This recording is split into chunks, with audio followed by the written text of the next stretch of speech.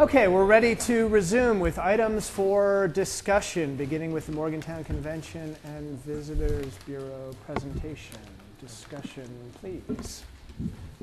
So if I can start that. So I guess the only action item that Susan's request was the $1,000. And so I would say, I would recommend that you move that to the December 5th, and we'll place that on the agenda.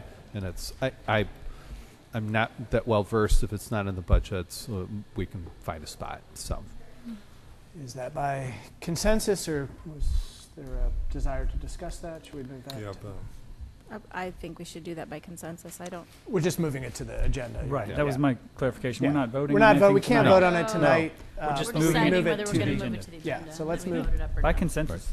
By consent to the agenda. Great. mm-hmm.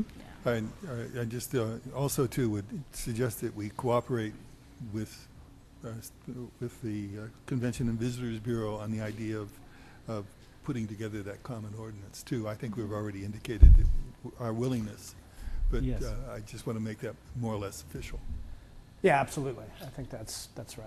Yeah. So if you want, we could have that as an agenda item that would direct the city attorney, and maybe the To city make attorney himself myself, available. and so to work in cooperation with the CBB on a model ordinance. Yes. How's that? A model ordinance. Model, That would be yes. the. Absolutely. Yeah. We'd be happy to do that. And we've just exchanged contact information. And look forward to helping out with that. Very good. Thank you. Appreciate it. I'm not familiar with how we access, or whether we can access the calendar from the Convention Visitors Bureau from our website. I just have not looked to know. You if we asking can- for a link? Well, I'm just thinking that, Integration. yes, I'm thinking that a link might be appropriate, but I don't know our policies in total about things like that and what we choose to link or not link. But I just think everybody needs access to calendars. Yeah. So, Well, and it's not only that, but truth be known, and when visitors commonly look to go to a community, nothing against CVB because they do an awesome job, but generally they come to the municipality's website first, and so I think we should have a very seamless link to lodging and other things, not to be in replace of, but I think a way of kind of steering traffic back to people that are looking, that are visitors, and perhaps there's a way that, you know, we can work with Andrew and Stacy and with like a visitors and events yeah, button or yeah, something. exactly. So that's the nice thing about our webpage. And again, I don't want to misrepresent. We're not the be all and end all, but you know, No. the point that I'm making is the no wrong door. So anyone that's looking for visitor information that wouldn't think to look there, if there's a way that our webpage would push them back to Right. the CVB and to look at, you know, lodging opportunities and things like that, because there's ways that, you know, they already pay for subscriptions, and rather than going to like, you know, some search engine like an Expedia, Yelp, or whatever, that it Right. would narrow down that search very specific to Morgantown. So And so just so we make sure it's not just for visitors, because of the events type of application for our residents to you know, it would be right. somehow, and it just needs to represent both those halves of things, or where to go and what to do, and visitors. So And we have talked, and this, and I don't want to muddy the subject, Yeah. but the conversation has come up on a kind of more of a community calendar that's more neighborhood based, and Yes. so how we mesh that, I'm not really sure that I'm really not wouldn't either. fit in and there, but we wouldn't want it so confusing that, you know, which calendar are we talking about? And Right. I'm sure there's a way that we can yes, reconcile and that. whatever and so, that is very administrative in nature. I just Right. want to make sure that we're making use of the data that they have. right. So. Great. Moving on, therefore, to the supplemental parameters resolution conversation. Move it to the agenda. By consensus? Or? Yeah, I just want to interject a brief thank you to Manager Tim Ball and the other council who routinely come here and explain technical issues to us laymen. And I appreciate the due diligence and clarity of their presentations, and it does really enable some non-expert elected officials to facilitate expert business. So hats off. Thank you very much. Great, thank you. So by consensus, therefore, moving it to the agenda. Request tracker, which is item number 3 for discussion. There's no action to be taken, so what we just routinely, duplicate, but no, there's no follow through on that. So, Great, moving to number 4, which is the strategic planning implementation.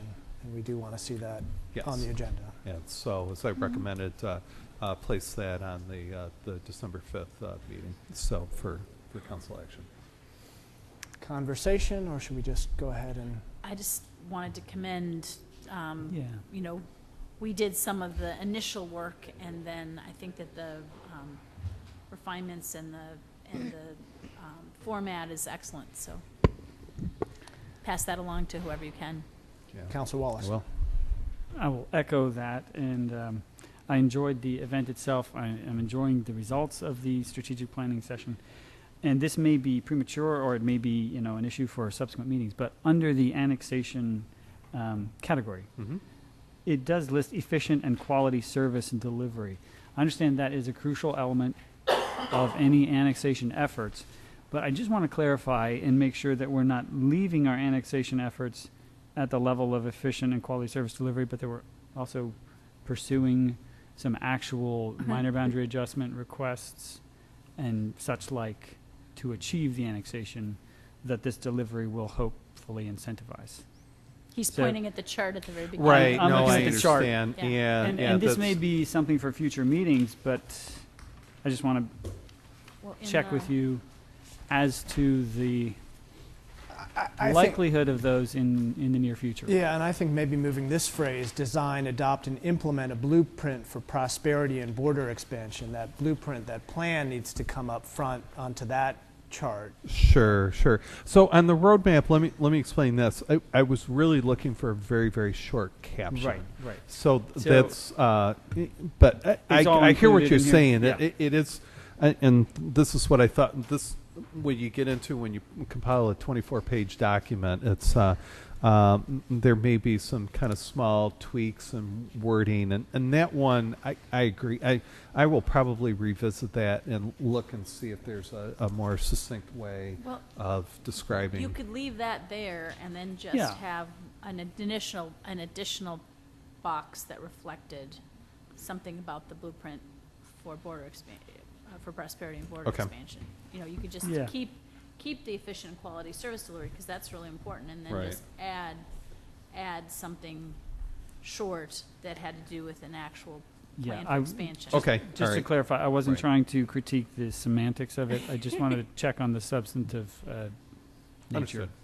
But Thank Actual you very much. annexation. Actual annexation. Yes, actual. Yeah. Right, it's good to see that the start years in all 3 of the categories under annexation are 2018. That means clearly that was an express priority in our retreat, and that's Right. reflected in the start times too, or start year. And the point about this not being left on the shelf, very important. Living document, a commitment to the community. Now, as you say, we may not be able to realize everything, but we're certainly going to pursue it vigorously and to the best of our abilities. So moving that to the agenda, is that our Yes. consensus here? Yes. Great.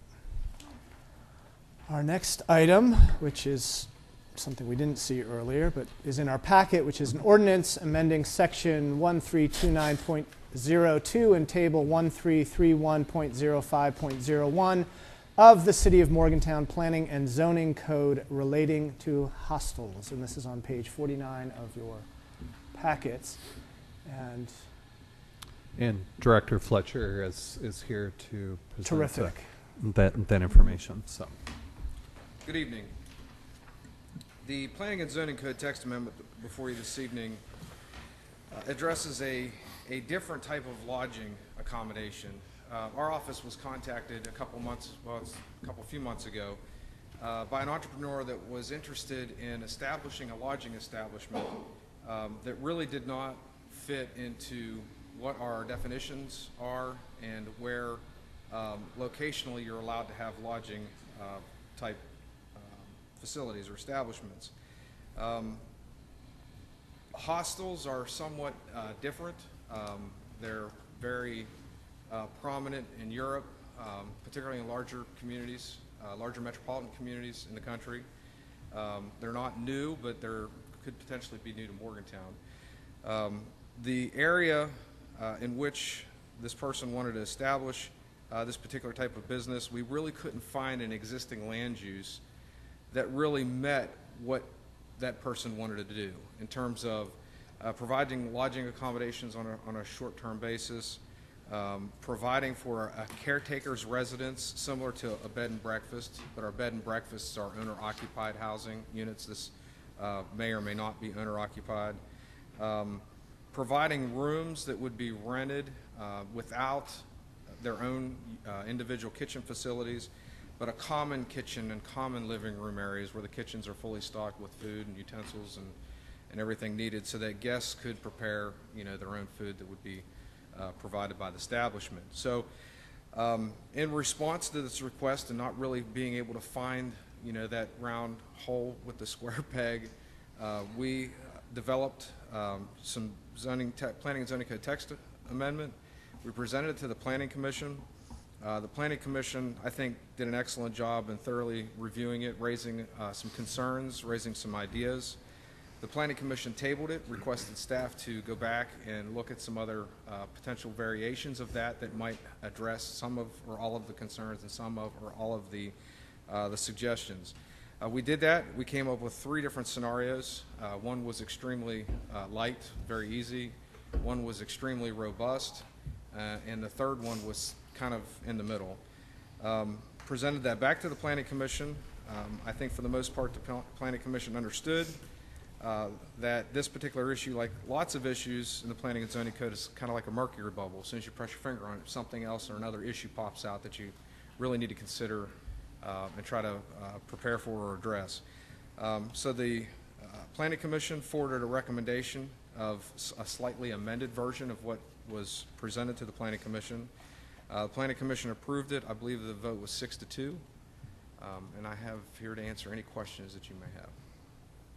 Yes, ma'am. I love hostels, and I've stayed at several of them, with and without my kids. So my question to you would be, one thing that I would suggest would be that a hostel be a member of an official hostel organization, and there are specific categories of hostels, like elder hostels, or not elders. I don't think that term is used very often, but like senior hostels. There are youth hostels. There are hostels that are open to every age range, but have memberships in all of those areas. And when you belong to those organizations, you're required to follow the guidelines of that sort of licensing organization. And it's designed to facilitate a specific kind of cheap travel for groups that are really trying to engage with their communities. And it is a bit more protective there than this would be. It would reach out and advertise, for example, to a very large, to literally millions of people across the globe. It would be advertised, it would be advertised in these volumes that come out, these tomes that have the identified hostel, because there's typically only 1 or 2 in a town that has some kind of tourist value or tourist interest. Sometimes you can turn a public building, or I stayed at a hostel that was a convent. They can be a repurposed public building that then becomes an opportunity to encourage a kind of cultural tourism.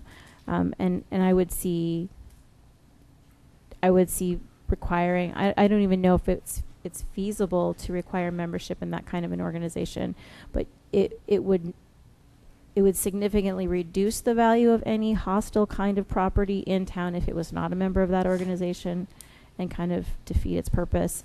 And it would significantly increase the value of any property that would have that kind of designation in town, if it did have that kind of membership and if it did comply with those guidelines. So that's all. That's all. Thank you. If I could respond, I think that's an excellent idea, and I think that would be a wise and judicious business decision by anyone that would want to open a hostel. I'm not sure we can, through zoning, require an industry affiliation or organization membership or a code of conduct or a clientele-specific lodging service. Hopefully, a prudent entrepreneur would recognize the value, as you mentioned, in being affiliated with those marketing opportunities, with those code of conduct opportunities. I don't disagree with you. I'm not sure, and I would defer to the city attorney, I'm not sure that would be an appropriate tool to require that type of affiliation. Well, and then the other question I would have is, I'm not so worried about them being confused with a hotel as being confused with like a boarding house. Do we have a distinction between those kinds of? Yes, in the proposed definition, I'll just read off a small little section, which is open to transient guests and is not a rooming or boarding house. And to emphasize that, the Planning Commission's concerns that were raised were that also 30 consecutive days. There's a mandatory period of a transient stay, or a period of that stay.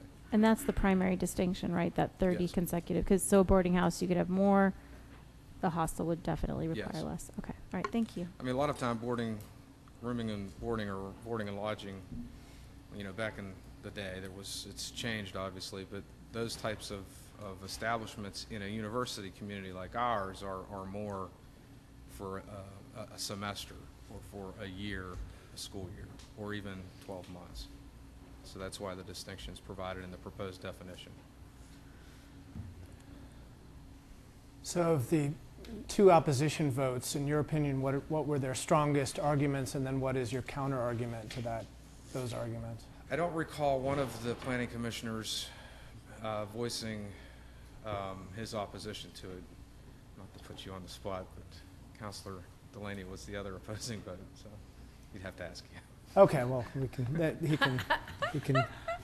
Although Speak my about it. recollection was Councilor Delaney wanted an easier, more straightforward approach, not necessarily providing a definition for hostel or including it in the land use table, and I don't want to put words in your mouth, but really wanted to rely more on text amendments that would enable staff to interpret a hotel and then apply it, which staff was not necessarily in a disagreement with. But if we have an opportunity to remove that interpretation element from a planning and zoning code, then I'll be the first one to stand up and say, let's make it very clear, black and white. Interpretations often lead to differing opinions. Right. Conflict. I wasn't going to use that word, but yeah. Is that fair? Fair representation? Yeah. Okay. I will, may I ask though, so the cat's out of the bag, right? So I was one of the dissenting voices, and so I know that at the end of this discussion, I think what we agreed on was that if there would be a hostile definition, that it would be substantially different from a hotel definition. That somehow you should not confuse the two things, right? And so as I look at these definitions, I'm not sure that we've done that yet, to be honest with you. If I look at hostel, the definitions are the same, except under hostel, commercial is added between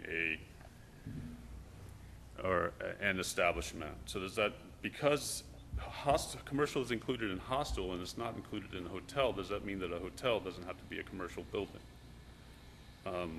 So just sort of comparing these definitions, the way that we've changed it, I'm not sure really, the wording is different, but I'm not sure that it really changes the use.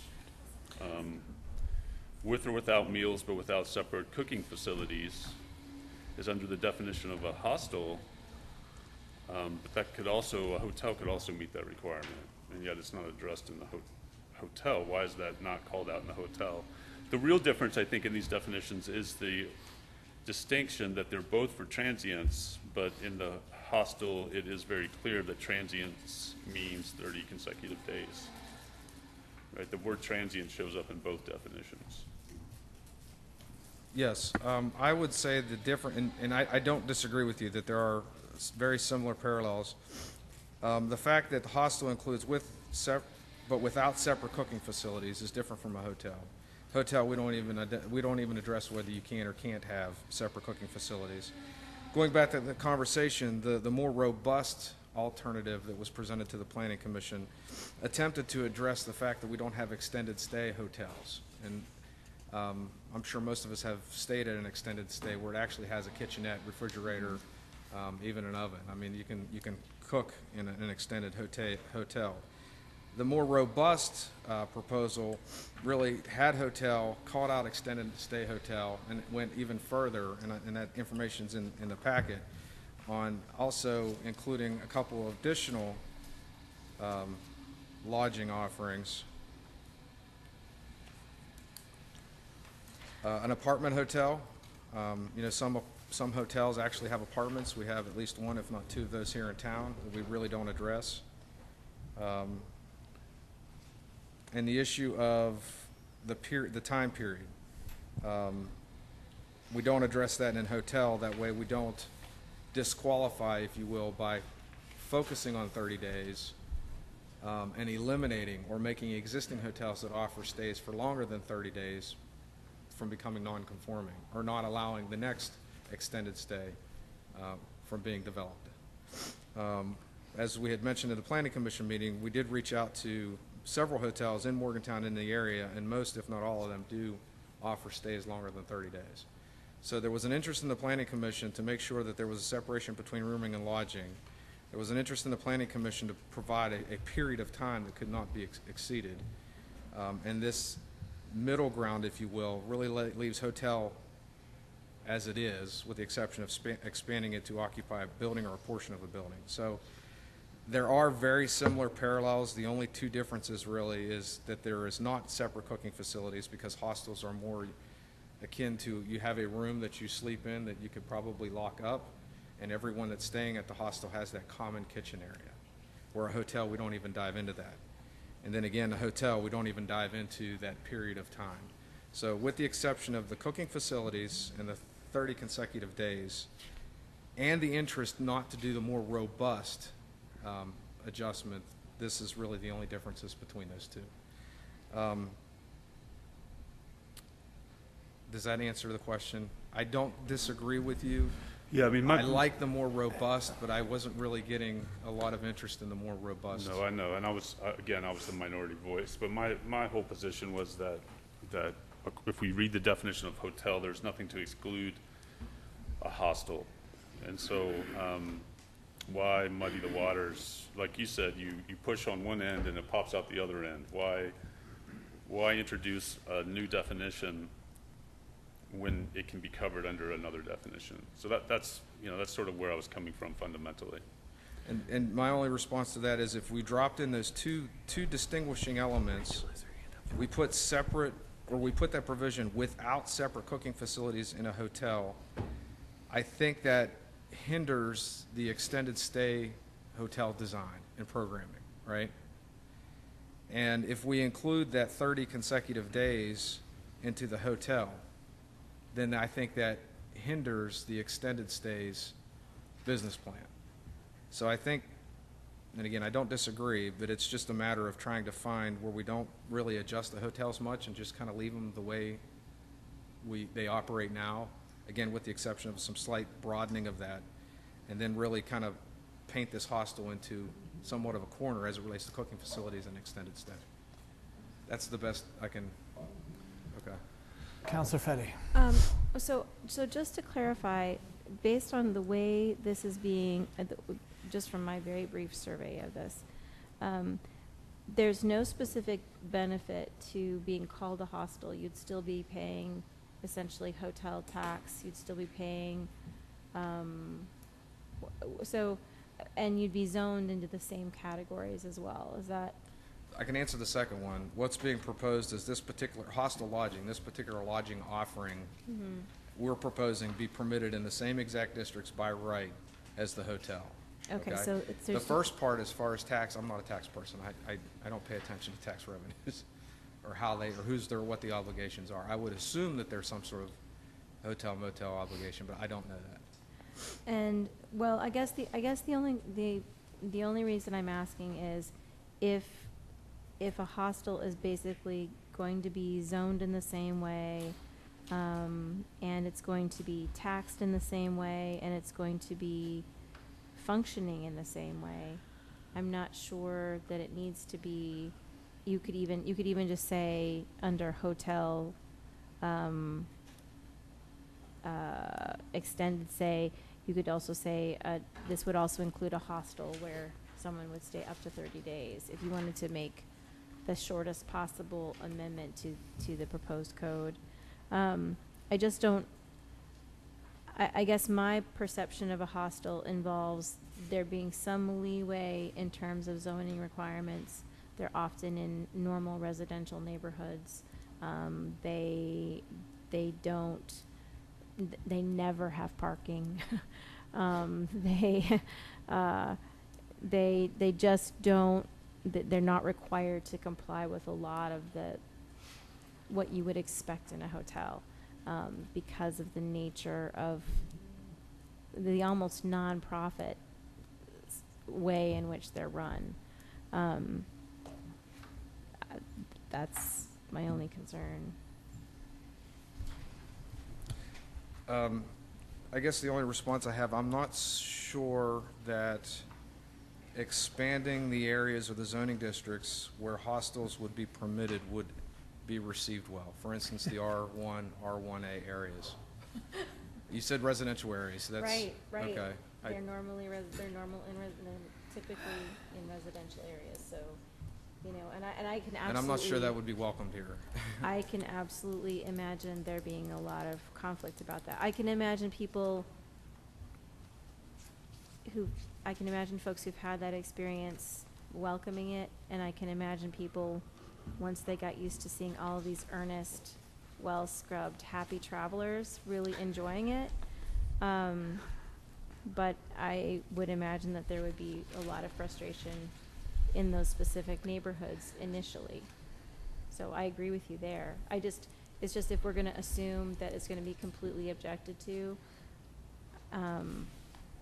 just full stop, and they're not going to get any leeway, that we might not need to do such an elaborate ordinance to accommodate it.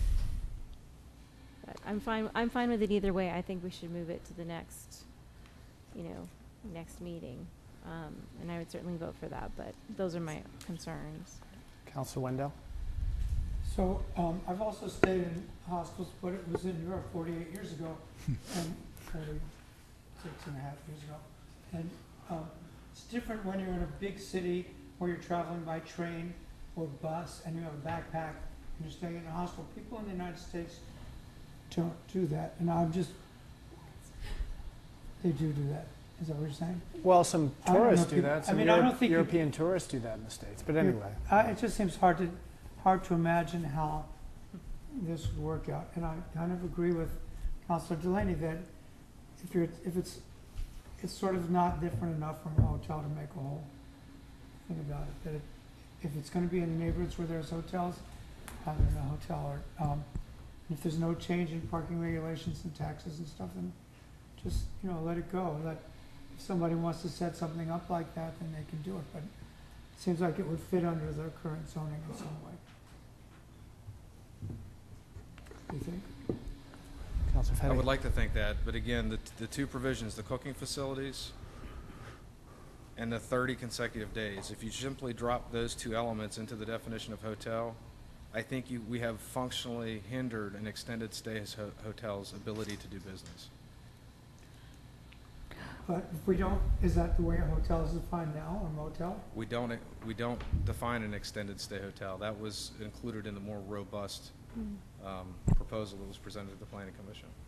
But, I mean, what we're talking about is having something for hostels. How do we get to talk about extended stays?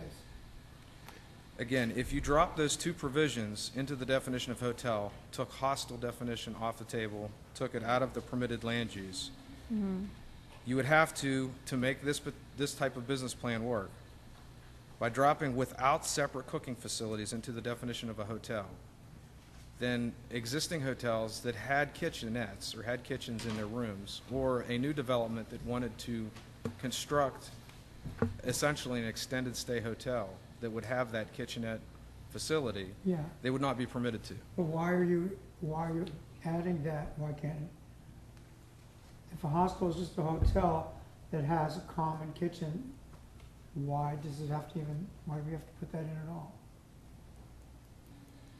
Can they just build a hostel now and say, well, this is the same thing as a hotel, except that there's a common cooking area and people don't stay more than 30 days, but otherwise it's not. Because we don't have an existing definition that captures those issues of concern.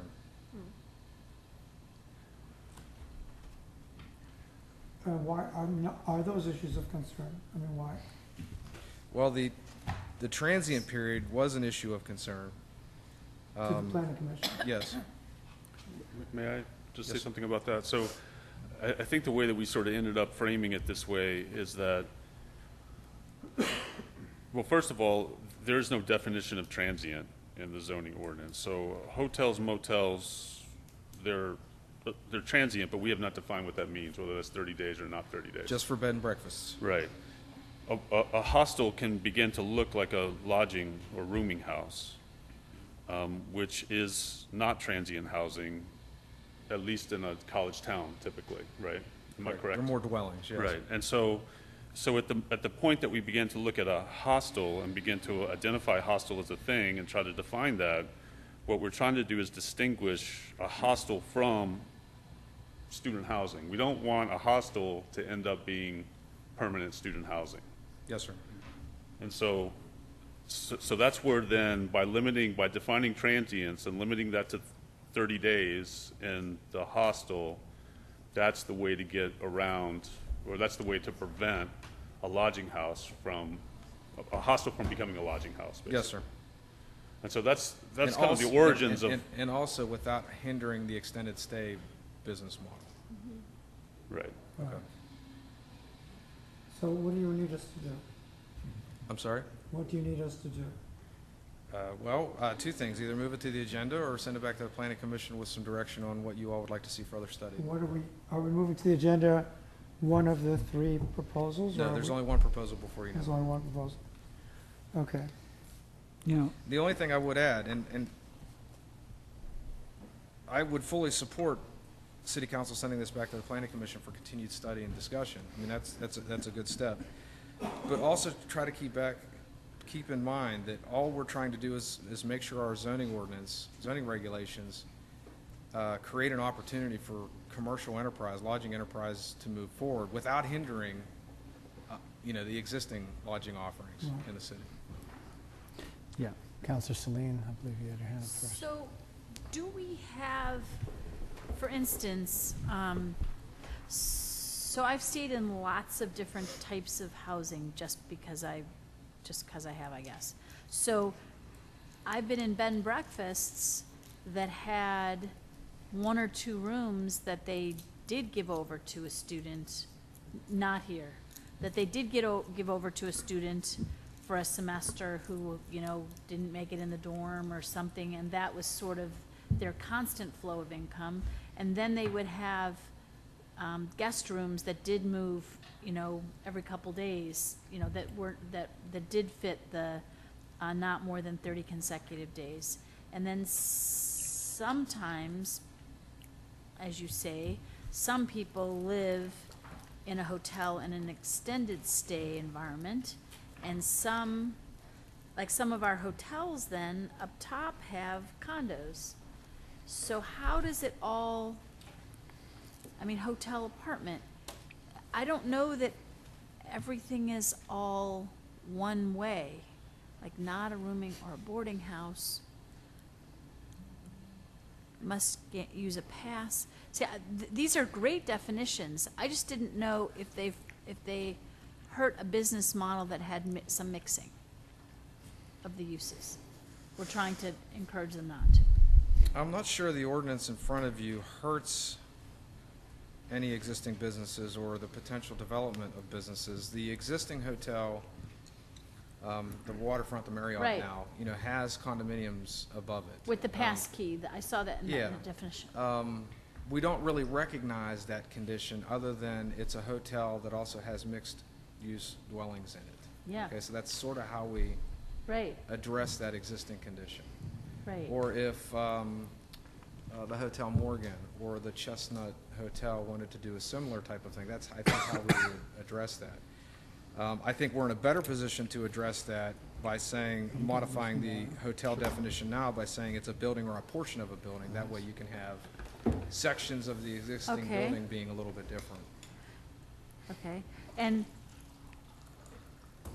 so we added this 30 consecutive days to hotel just to distinguish it from extended stay, because they are all in the same, on the chart, except for motel. They're all allowed in all the same districts. The 30 consecutive days is included in the proposed definition for hostel, as Councilor Delaney said, to make sure Yeah. they don't become lodging or rooming Right. uses. So do we have lodging and rooming as a category somewhere? Yes. And what zones is it allowed in? The same ones. R1 and R3. In two. That's on 55. R2. 55? Yeah, in 55, there's the zoning, permitted land uses. But it Condi- doesn't, Conditional use in R2, by right in doesn't. R3, and by right in B2. Oh, 56. Oh, hostel, hotel. I don't have your page number, so I'm sorry. That's okay. 55. No, it's not on This one? 55. And when you look But at anyway. the zoning districts where the lodging or rooming house is permitted, I Yes. think you get a sense that it is actually a dwelling here in Morgantown, Yeah. as opposed to, this. Oh, a commercial space or yeah. something. And there's Okay. and just to clarify, there's no hotel, extended stay, nothing permitted in R1, R1A, R2, R3, PRO. It's all, Right, it's all in commercial, right. It's all B2, B4, office and institutional, and B5. So would this as is allow this hostile business to move forward? Is there a space in a B2, B4, B5 district that a hostile, I mean, is that functional for that particular situation? I know we don't do things for particular situations, but I were they believe- wanting to be in a residential area, or were they wanting? Okay, that's good for them. Yes, sir. So, There does we the go. state code Says regarding 60. hotel tax speak to hostels in any way? I am not aware that it does or doesn't. I suspect that the low-cost nature of hostel accommodations would in part require or at least benefit from exemption from the specific hotel tax requirements. Is that, you're shaking your head. I'm not an expert on this. Neither am I. Is that a I'm a possibility, land or use is? guy, not a tax We have guy. somebody that might know in the audience. Okay, and I don't need to get too much into the weeds of this, so let me just interject this, that I think this is a kind of an all or nothing thing. We shouldn't take it halfway. Morgantown should have clearly, written codes.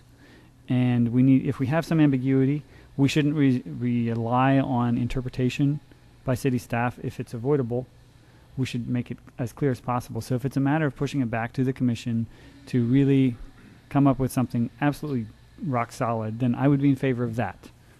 And I think it might relate to the tax issue, but if not, then I don't, Land tax use- issue isn't in here. Land use policy really does not relate to tax Yeah. issues. They're two separate things. In fact, we are not really permitted ethically to consider what Yeah, tax generation could occur off a particular development. We need to think about the land use component. we'd make it too complicated. But we wouldn't want to make a mistake so that entities redefine themselves to Yeah. get lower taxes. I'm just concerned that our definition of hostel says a hotel. We can. A commercial I'd be establishment. happy to check on that, but the Yeah. hotel occupancy tax definition is provided by state code, and I'm sure Susan can correct me if I'm wrong, but it's generally based on length of stay, and in other places these are called transient occupancy taxes. I don't expect there would be a different treatment between a hostel or a hotel based on land use classification, but I'd certainly be happy to check. Mayor Quickie.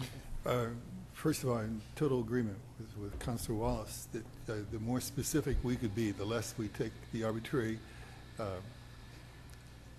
burden of having our people interpret what can be done, keeps us out of trouble. I think, quite truthfully, I think this is probably sufficient. If you're looking to encourage tourism or to give a student a break, I suggest that by allowing this to happen, that's probably a lower rate than they'll get at a hotel, and that's probably significant enough. And if they're coming to the area and benefiting from the area, it's appropriate that they pay a little bit to enjoy the area. I think the idea of just simply having the qualification of defining what is transient and the idea of the cooking area, I suppose, fine. But I think it's sufficient, and I think it's just another little block to tick off and encourage. So I don't see any problem with bringing this forth, and I think sending it back to the Planning Commission, we probably have their best thinking at the moment. Councilor Saline. So, pardon, when I've used hostels in the United States were, for instance, if I was on my bicycle and I had camping equipment with me, but maybe on a certain night I didn't want to camp, I might be pouring rain or something, and so we would go find a hostel. So along the route from Pittsburgh to the Great Allegheny Passage from Pittsburgh to DC, you could find a hostel and pull over, and they might have food there, like they had pizza and something else the night we were there, or you might use their cooking facilities, or you might cook with other people in cooking facilities just like the ones you'd find in Europe. And it was somehow designated with an official business, like it was a hostel, part of a hostel system. So I don't know, I've not looked at the maps recently to know the numbers, but they definitely have a hostel system here, and people definitely use it, and it might be very useful in Morgantown for people who are passing through and don't need a lot of parking and do need a place to stay for inexpensive. I'm sorry, could I just say one more thing? So back to Rachel's original question, and I know West Virginia and New York are not the same, but New York City does have a hostel bill, the city council before it. And actually, one of the requirements, interestingly, is that they have to be certified, and they have to have. This is in the. I believe it's in the zoning and planning part of the city code. They have to be chartered by the International Hostel Federation. So somewhere that somebody thinks that can be done. It may not be able. We may not be able to do that in West Virginia. I understand, but I don't know that it's completely out of the question there. So I just want to come back to that point. It's not as central so much to what we're discussing right now, but just to open it up. Mayor Quickie. We'll go back to the original question. First of all, I'm in favor of the idea of being as specific as possible, and with this, not only this, but also any of our permits or regulations. If there are questions such as you presented, whether or not they should be or could be, although we don't do that with our hotels, I don't know how that we could do that here. However, that's a question that we could have answered before we actually put this into effect. If you want to kick it back and ask those specific questions, I would be agreeable to that. Otherwise, I think if you don't think it's a big issue, move it forward. I think we should move it forward, Yeah. but just ask for legal advice on whether we can include the hostel association designation. Well, it was the Hostel Association, and what was the other question that we had? New York as a model. What was it? Oh, that was the only distinction? That was it. Yeah, I mean, they have other requirements too. For example, they state that the occupancy must be less than 29 days per year. They have to be private rooms but not apartments. No more than 30 sleeping spaces. They have to be sprinklered and alarmed. There are a number of things that in order to basically they have to be certified as organizations, and these are certification requirements. I'm not comfortable enough to suggest with confidence whether zoning in West Virginia can be used as a tool to accommodate the suggestion, that's all. Right.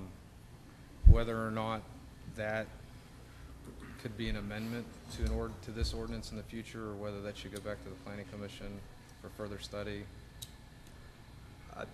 I would be glad to take a look at this and either report on it to the Planning Commission or to council at your choosing. It's not, Chris, I'm sure would be more familiar than I would. It's not something I'm familiar with specifically in West Virginia zoning laws, but it's something akin to what we do with supplemental regulations for our other land use classifications. So certainly not totally out of bounds. So the two of you could maybe sort it out and Sure. report back to us. May I ask a question? Can it be moved to the agenda when additional information is provided, as opposed to move to the agenda the first meeting in December? So would council like to ask staff to return this item to the agenda when these two questions are answered, or at least when we have an opinion available for council? I think it makes more sense to do it when they're answered, because otherwise Yes. you've got a week, which is not enough time. That's why I asked Yeah. the question. Yes. Yeah. I don't think it's a rush What? for the first meeting Right. in Yeah, December. I know, it's not possible. Is therefore that the will of council Of council. By consensus? by consensus? Right. Very Okay. good. Yeah, when it's ready. Way better. Thank you. Thank you. Thank you so much for your time. Yes. And Moving on patience. to item number 6, which is the conversation about downtown bars. So- I'll take a stab at that. Me too. First of all, I wanted to say thank you so much for everyone who Yeah. did come. It's always very interesting and helpful to us to have a big crowd show up, because it sometimes, I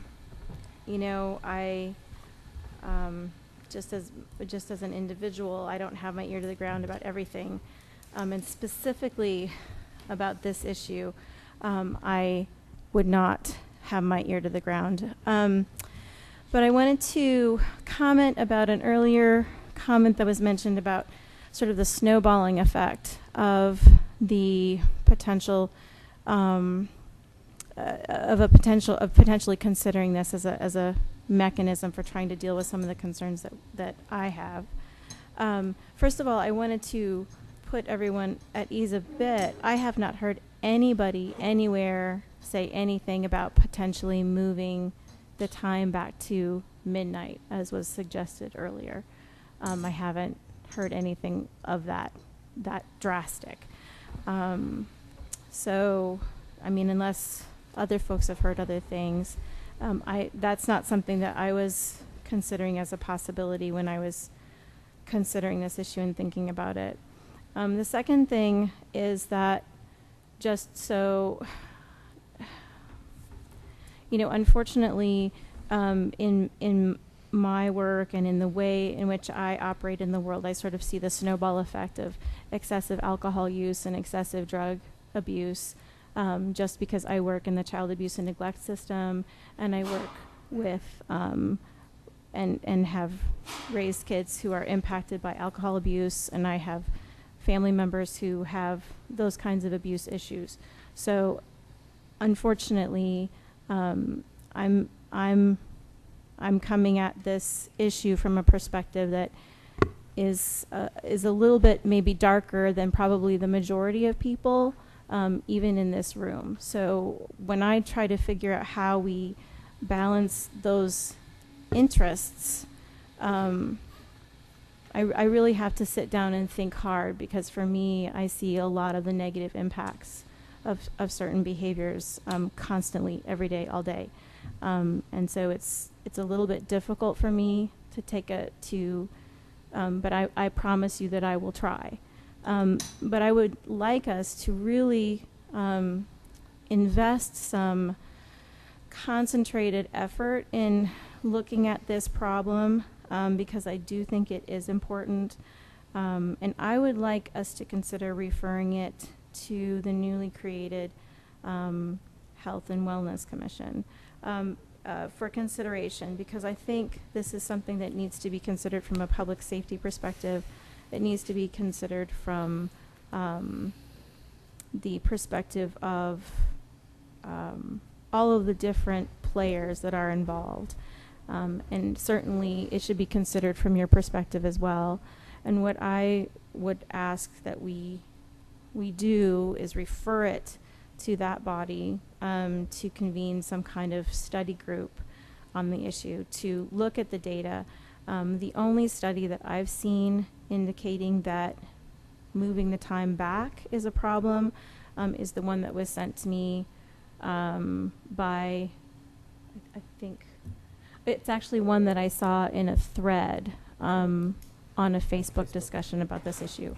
And so, but I have looked at several other reports of other studies that suggested that it was a good idea and that it was helpful. So we want to be sure that whatever decision we make based on some data, and that we try to look at whatever decision we make as a bit of a trial to see how it works in our community, because there might be things in our community that make tweaking of any kind a little bit different. So I guess I think it's important because I keep seeing dangerous behavior by young people. I keep seeing the sort of the snowballing detrimental effects of some of these issues, and I'm hoping we can have a real conversation about this. The other thing I would like us to consider is the possibility that making a change in some of the ways that primarily alcohol-related businesses in downtown work might open the window or the door for other kinds of businesses, more rentals, more upscale kinds of housing in the downtown area that might be beneficial at another time for the businesses that, you know, some of you folks represent. So it's a lot to think about, but thank you very much for coming. Council Wallace. I believe Councilor Wendell had his hand up first. Very good. I defer then. Excuse me. Councilor Wendell. I understand Councilor Federi's concerns, but I think that we have a specific idea about closing the bars early, and I don't think we should do it. I mean, I don't see how we can, first of all. We can talk about the effects of alcohol in the Health and Wellness Commission. That's a good idea. It's never been my issue because I was never a big drinker, and I don't like to stay out late anyway, but I know how college is, and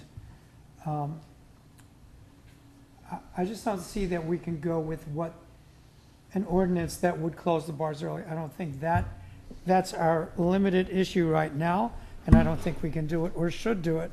I think it's fine to study alcoholism in the community through the Health and Wellness Commission.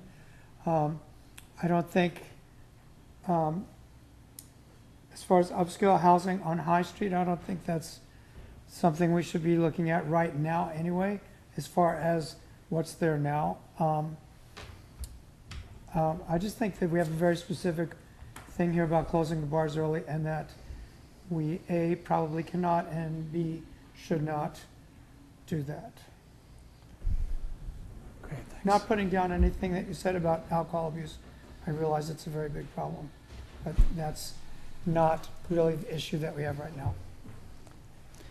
The nice thing about this group is that we can disagree without being disagreeable, and we can agree to disagree, and I think it's a good conversation starter. I thought that this topic was a little bit of a spark, like, wow, somebody touched a raw nerve here, because all of a sudden so many folks are in the city council chambers to talk.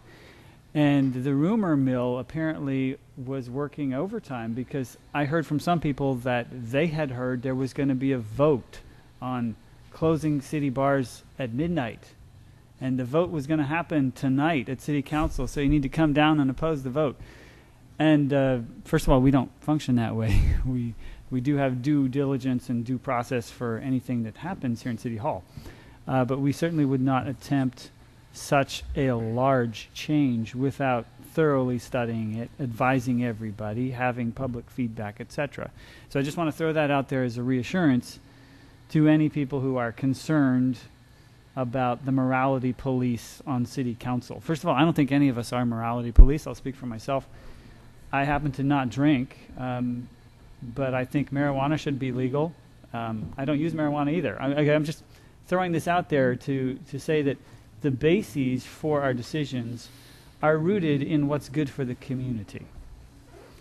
All of the community, not just certain parts of the community. And so I'm happy to see so many people show up for a conversation on this topic. And I think that it's a conversation we can revisit. I understand that there's been some discussion on this topic in the past, and a previous city council person actually did propose a midnight bar closing time in years past. Unsuccessfully so, obviously. We don't have that here today. That was not anyone on this current council's mind, to have a midnight closing time for bars. I think that the topic was brought up as a way to improve High Street by limiting some of the bar-related incidents, alcohol-related incidents that happen late at night.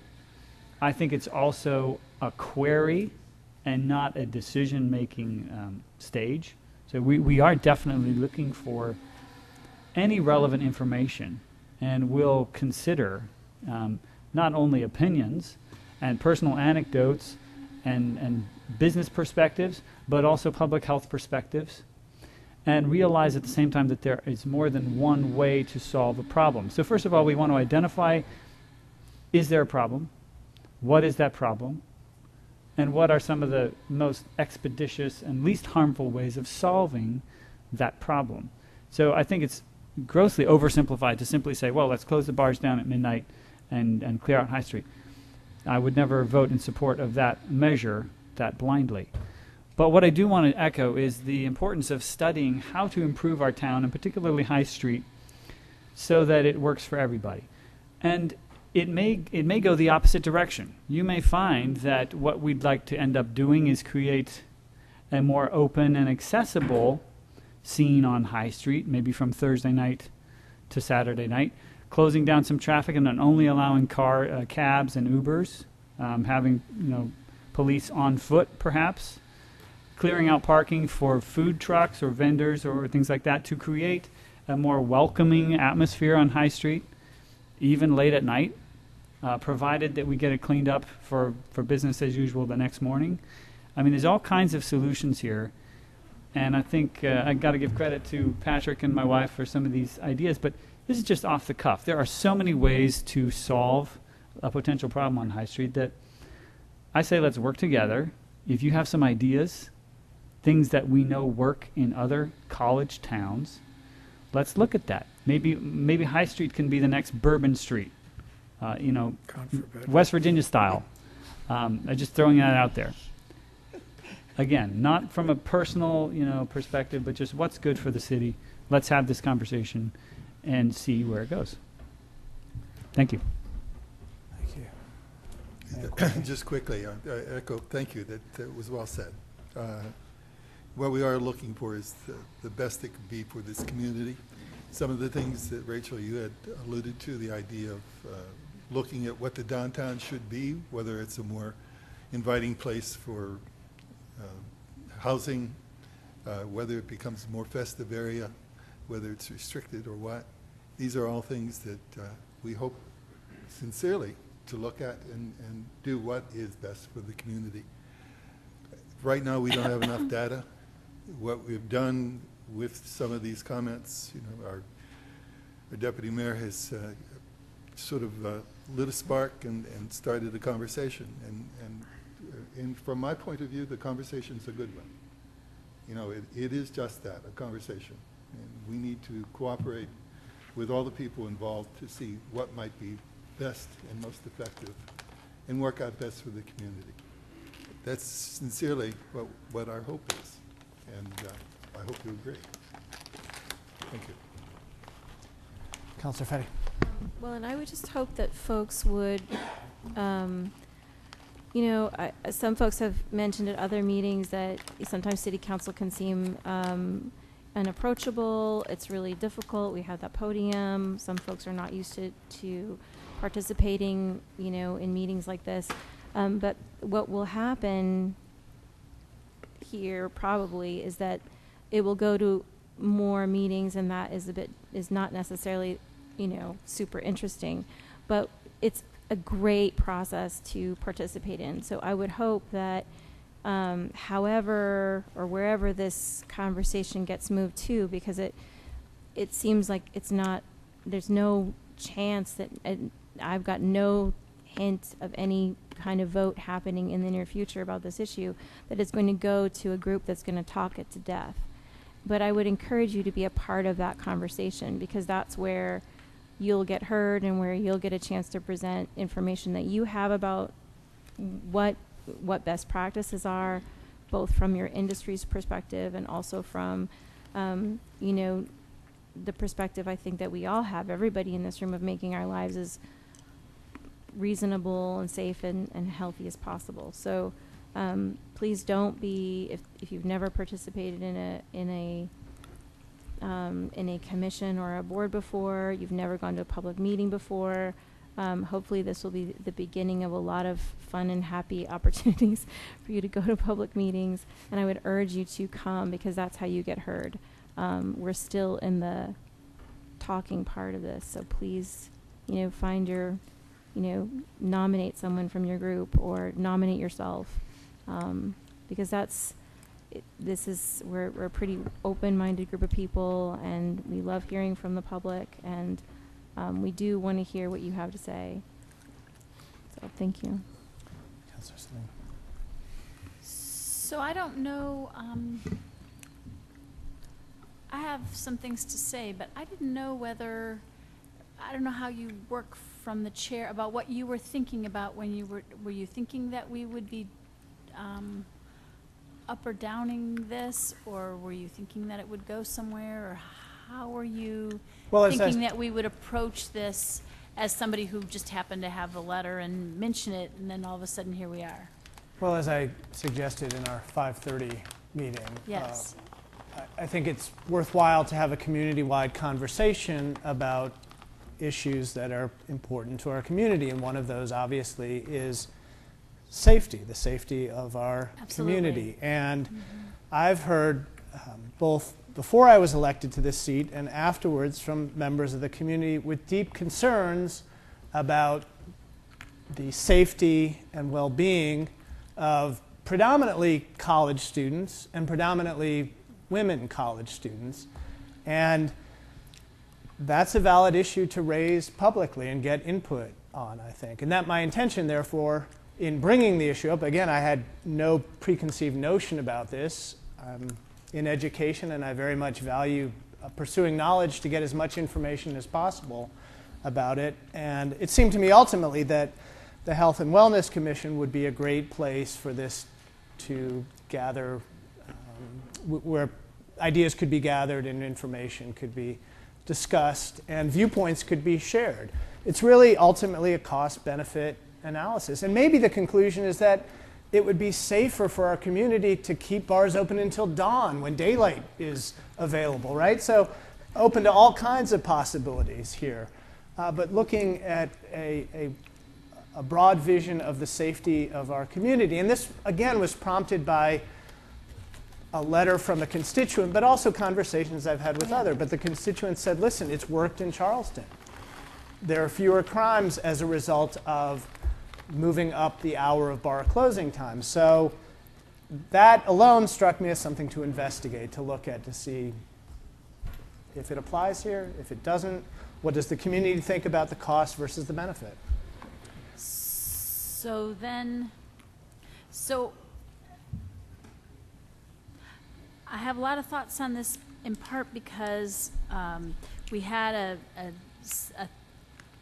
a period in time when we worked with this Responsible Hospitality Institute, and they go all around the country. They're sponsored by the beverage industry, and they encourage people to have these types of conversations and talk about the nighttime economy, the daytime economy, the space in between, the space before morning, but also the space, sometimes there's kind of a dinner crowd, and then you need some comedy clubs or other kinds of short-term entertainment before you hit kind of bar scene later on in the evening, and then how you get the streets ready again for the next morning. But they talk about all of those things, and during that particular time period, the very end of the time period didn't work out so well, but that time period when we were actually visiting establishments late at night was very interesting, because I'm just not out that late anymore. When I was younger, I was, but I'm not out that late anymore. So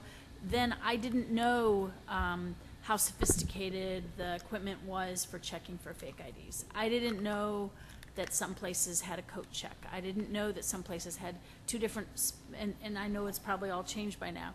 I didn't know that some places had two different places that you could drink within them, and one had certain caliber of alcohol and another one had a different caliber of alcohol. And you know, I didn't know that some of were clean and lovely, and some of them were a little more grungy and had personality. I didn't have the whole. I didn't know all what was going on. I obviously still don't know all what was going on, but it was interesting, because then I could see. That's not the same as having data. It's not the same as knowing what's safer from some other kinds of perspectives, but it was very good for knowing what's going on right here in our community. It was very good for knowing different people and coming up with solutions. So that's how we ended up with taxi stands. That's how we ended up talking a lot about buses and how to get people home safely and having the bus system come through. So anyway, I don't know how this particular conversation will continue, but it really helps to think about these patterns, think about preventing drinking and driving specifically, think about house parties specifically, think about getting women and young men, particularly women, who often are wearing really high heels and really short skirts, and it's really difficult to get some of them home when they're really drunk and they can't move. But how to work on the issues that really matter, and then think about how we want to approach things. But somehow we have to have the full and complete conversation, and I don't know at this moment in time how we want to do that. But I know we had lots of conversations at one point about food trucks, and I absolutely adore food trucks, and we ended up with people thinking that we didn't like food trucks when in fact we do.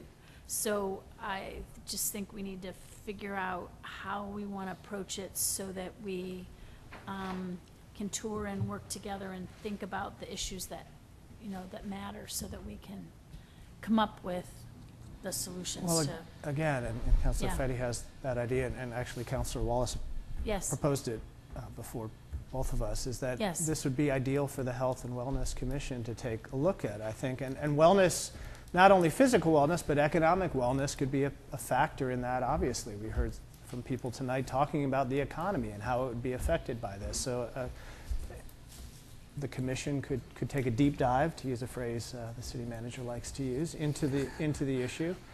And that commission, incidentally, does have a position for a young person in the community. So that point of view will, by the nature of the commission, automatically be represented. So my suggestion would be to propose that in its early formation, it hasn't even been formed yet, we don't know who's on that commission, it was just voted in tonight, but that we suggest that be one of their first items to take a look at and come back to us at some point after they've gathered sufficient information with a recommendation. Absolutely.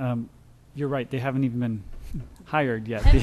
These Now people. you're going to scare them all off. Hired is the wrong word. They haven't been recruited yet for free. But I believe that will not be a problem to fill those positions. And I believe that there's a lot of expertise in this town that's available to study this topic. And one of the other things that I really would like them to look at is the underage drinking problem in Morgantown.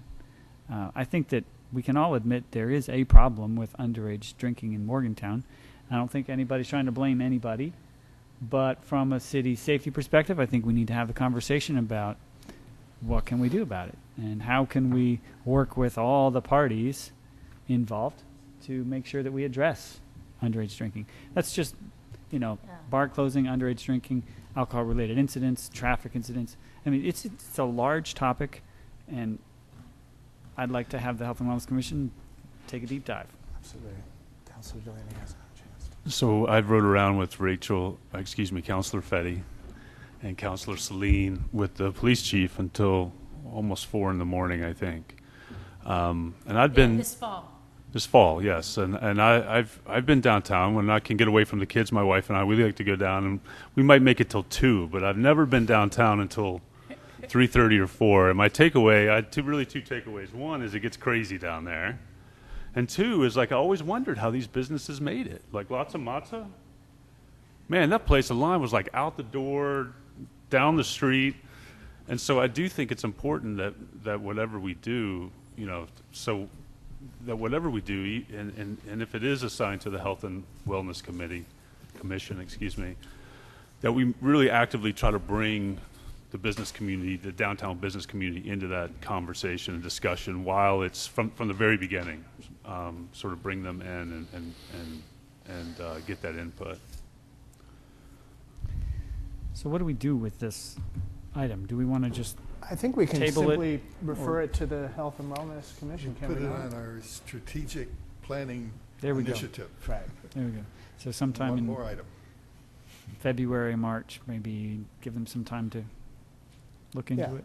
Are we giving them specifically late night closing, or are we giving them sort of looking at issues downtown with this perspective toward safety and health and wellness? I think it's the bigger picture of tasking them to investigate public health and safety as it relates to alcohol-related incidents and other things on, well, I can't say High Street because it's not just High Street. Let them determine the scope. Let them dig into it. Is that? Yes, Councilor Fetty. Well, and I think that's really pragmatic. I know that we, in the last, and I wussed out. I mean, I want to be honest. I went on my ride along, and at 2:15, I said, I am walking home right now. I could not stay awake. But the last couple of times that I've been out, and it's obvious, that there are some real issues. But a lot of those issues are starting before kids leave their houses. They're starting while they're still in the dorm, and then they're heading somewhere else, and it's not necessarily a business that's causing the problem, but it is a business that will feel the repercussions of the problem if something bad happens. So I think it should be a broader discussion, and hopefully someone from this group will volunteer to participate. Great. So, by consensus, turning it over to the Health and Wellness Commission for study. Great. Moving on. Ordinances implementing Home Rule Plan Amendment number 3, which is on page 63 of your. And So as you're aware, the Home Rule Board approved the various ordinances, and so we're looking at implementing. So it's not a matter of talking the merits of those individual ordinances. It's really an administrative function. So that's why it's bundled together as a single agenda item, and recommending your approval to move that forward to the December 5th meeting. is there any discussion on that? No, no discussion, let's just do No it. discussion. Move it to the agenda by consensus? Yes. Very good. We've reached the berry limit. You passed it an hour ago. Sorry. Number 8 is spot citation. So this one I will defer to the city attorney. It pertains to code enforcement and issue that's come up, and a potential solution that staff is presenting for your consideration. So Spot citations is a sort of a shorthand used for an initiative in many cities' home rule plans that authorizes code enforcement officials to issue citations on the spot for violations for exterior property maintenance issues such as high weeds and grass. Nothing structural like we just dealt with under the unsafe structures ordinance, but other issues that are often repeat violations. It is really one of the most widely implemented home rule authorities. Morgantown does not have it yet, but our chief code enforcement officer recently asked me if the city would consider it. So it is on the agenda for your consideration tonight. Now, if anything related to alcohol sales hours was done, that also would have been a home rule initiative. So it seemed to make sense to sort of pair them together here. But in any event, this item is just to allow council to discuss or express support or disapproval for including that in a future home rule plan amendment. Makes a lot of sense. I support it. Yeah. Makes a lot of sense. Yeah. Looks like We're it's, not voting, we're just moving it to a future agenda. looks like it's being moved to a future agenda. One brief item before we go, which is the mention of the town gown idea, which I think still, there's a structure for that on the book somewhere, is there not? Maybe we could just get clarification. There's already an existing committee that just maybe hasn't met, or... We had a committee, Okay. and then it was proposed that it be broadened a whole bunch to a number of communities at WVU, but it seemed as though it would be more useful for the city and WVU, since we are so intertwined and right next to have conversations. If there's a broader group, that'd be fine, but at some point we have to have those one-on-one conversations with WVU, because we're just so intertwined with two campuses, and we're who's right on the border. So I think it was a very useful group. I don't know how to reconstitute it, but it was not complicated. It had been done a couple of different ways, one with a larger group, then it had one point when there was a larger group and a smaller group. Okay. So I'll there's check. lots of ways you can configure it, but it's a good idea. Yeah, I'll check with Don Spencer, who had mentioned that too, so in any case. But we all are doing connecting in that regard anyway, I think individually to WVU. Oh, yeah, I mean, we could have it or Yeah. we could not have it, but it was actually a useful thing when it was going. Great. You ready to go? Gary? Yes. By consensus, are we ending the meeting? Yeah. Thanks. Thank you all for being here.